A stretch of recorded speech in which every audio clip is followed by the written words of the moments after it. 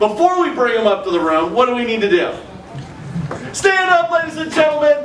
Without any further ado, let's welcome to the front of the stage, Mr. Peter Say. Good morning, boys and girls. Good morning. Thank you, Chuck. Let's hear it one more time. Give us some welcome to Chuck.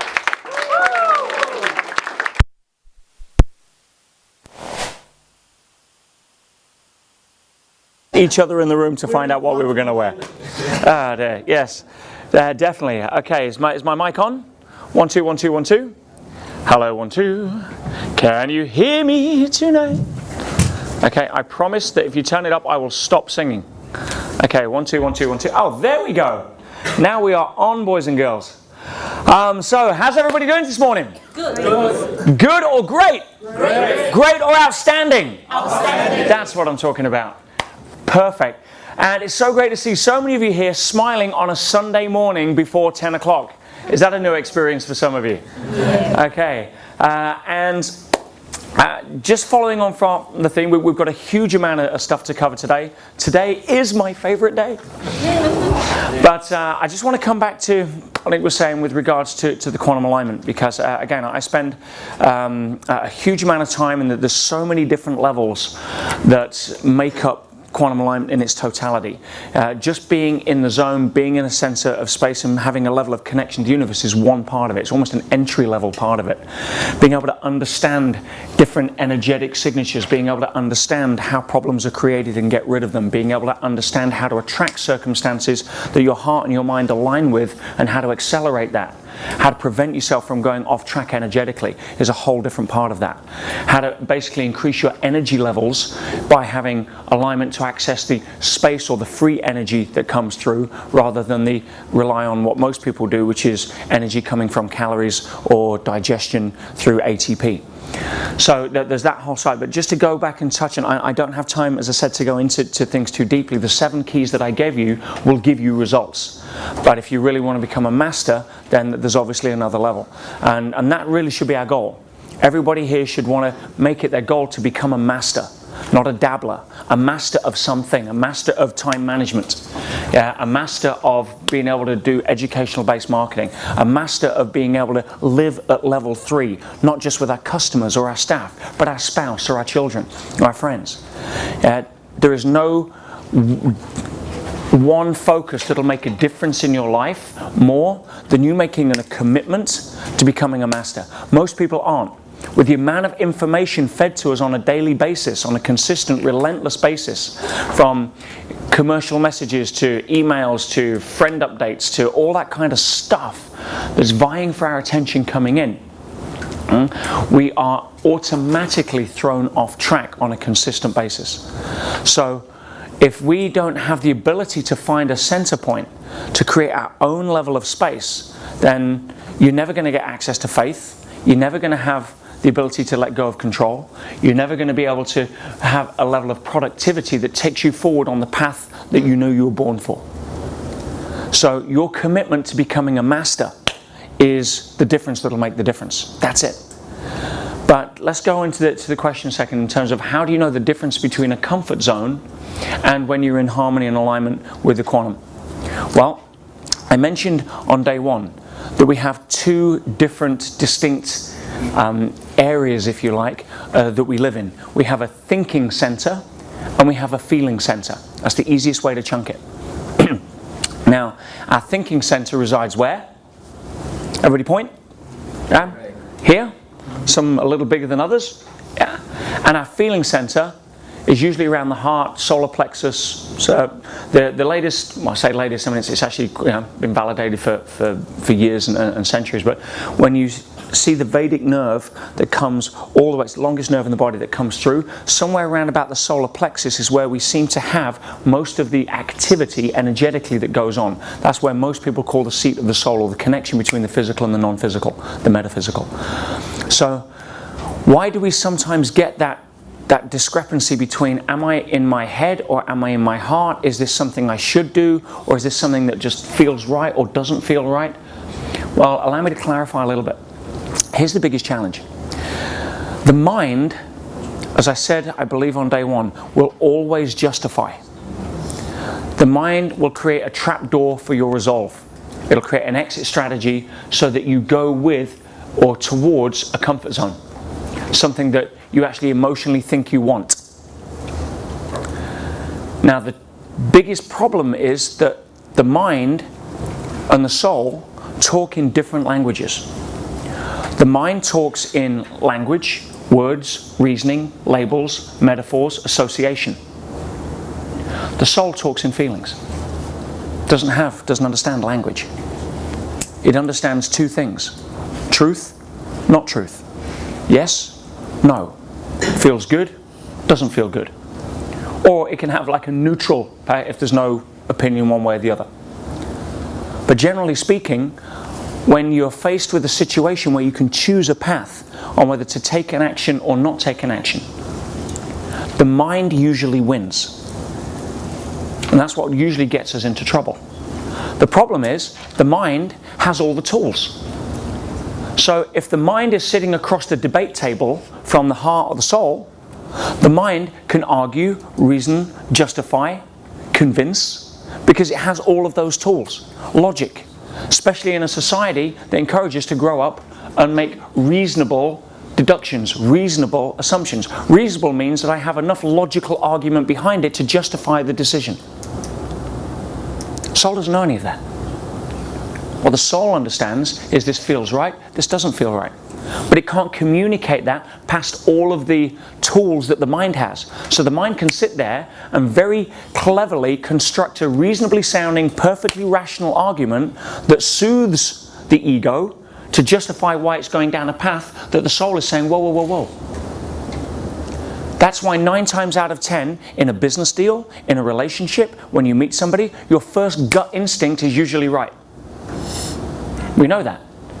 But if there's a deal to be had and it doesn't feel that good, but you look at the numbers and the mind wants to justify, you will come up with all different reasonable sounding arguments as to why you should go and do it anyway. And then only afterwards you realize it was a bad decision.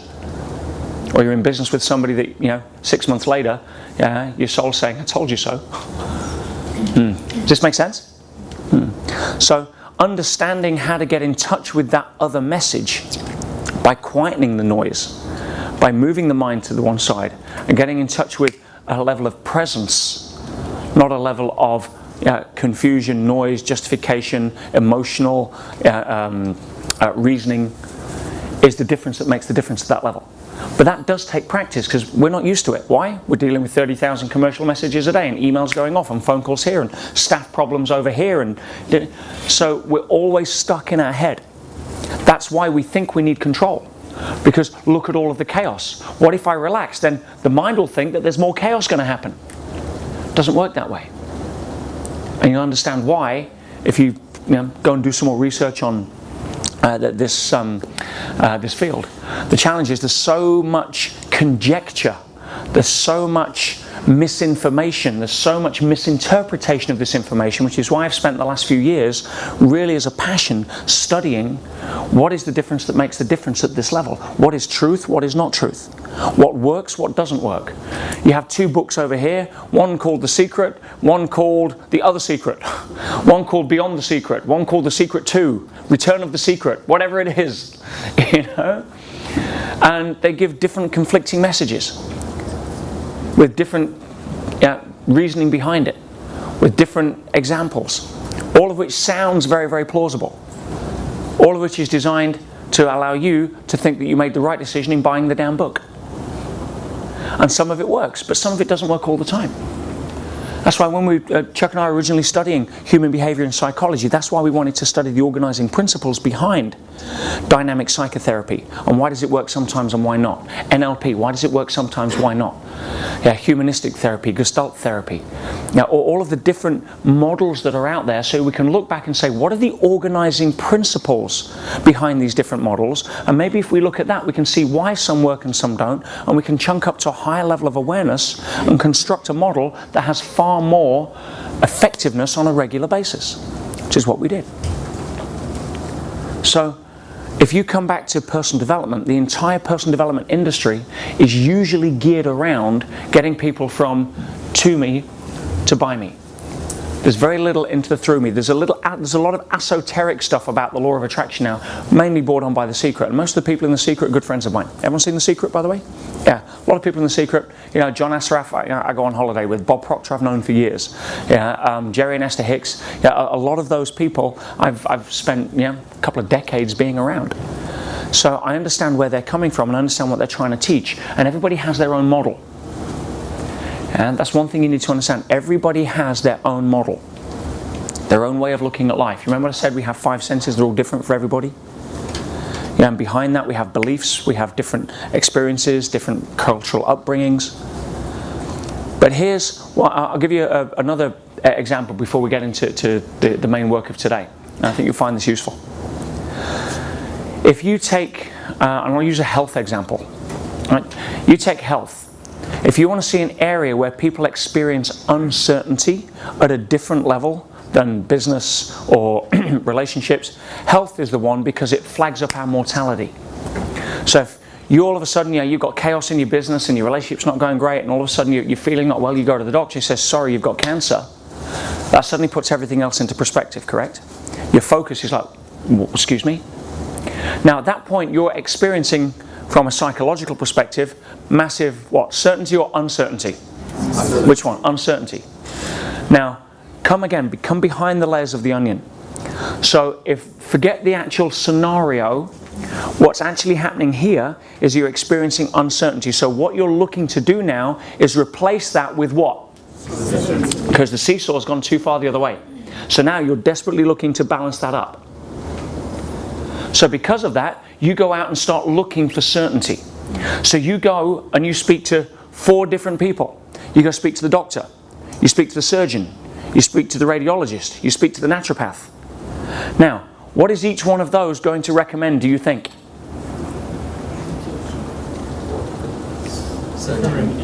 They're going to recommend what their model of the world is. So the doctor is likely going to recommend drugs. The radiologist will recommend chemo. The surgeon will recommend cutting because that's their world. That's the lenses they look through, correct? Yeah, and the naturopath will recommend something natural. Stay with me here. Important lesson. Which one does the patient choose on the most regular basis? Is it A, the one that actually has the best chance of success with the patient when you look at all of the different information and do the research? Or is it the one who delivered the argument with the most certainty? Because patients haven't got time to go through all the different things. They'll do some research online and get confused because there's so many different options and different conflicting methods because everybody's recommending what they think will work for them.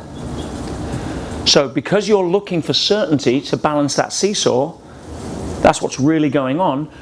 See, let me give you an example. The doctor, you go to the doctor and the doctor says, okay, I've had a look at your chart and your x-rays, and there is this new experimental drug that's come out of Germany recently, and it is tailor-made for what you have. All of the results, all of the clinical trials have been off the charts. I recommend you get on this straight away. And you walk down the hallway and you knock on the surgeon's door and he says, look, I've had a look at your x-rays and, we could cut into this and, hopefully I'll get most of it. Which one do you choose? You're on drugs. Case closed. Right? Or you walk into the doctor's and he says, look, I've had a look at your chart and you know something? That there's these new experimental drugs that have just come out of Germany and the research so far points to the fact that they'll probably do okay. Out of all the things on the market, I'm kind of favouring this one. I think we should give it a go. And you walk down the hallway and you knock on the door and the surgeon says, right, I've had a look at your x-rays, I know exactly where this thing is, we cut it out, it's gone. Who do you choose? You're under the knife. Case closed. See, it has nothing to do with if you went all behind all the rest of everything that may be the best choice for you. It's who delivered the argument with the most certainty, because certainty is what you're looking for at that point. Is this making sense? Right? Again, I'm trying to teach you how to peel the onion back and see what's really going on rather than look at what the surface stuff is.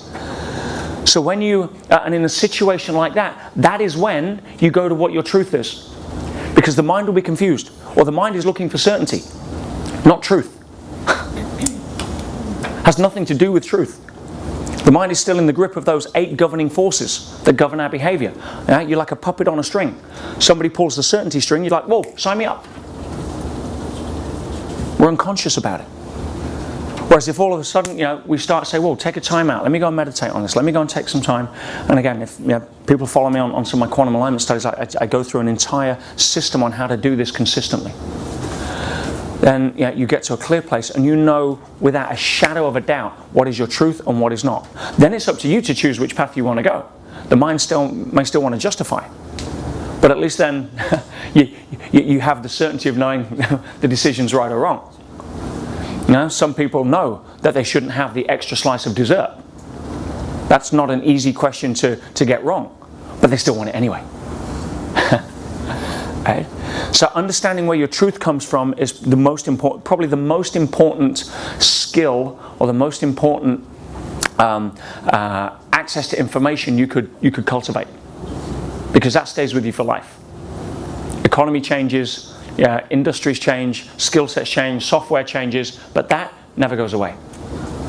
You take that with you, you'll have the best mentor you could possibly get, free of charge. Does that make sense?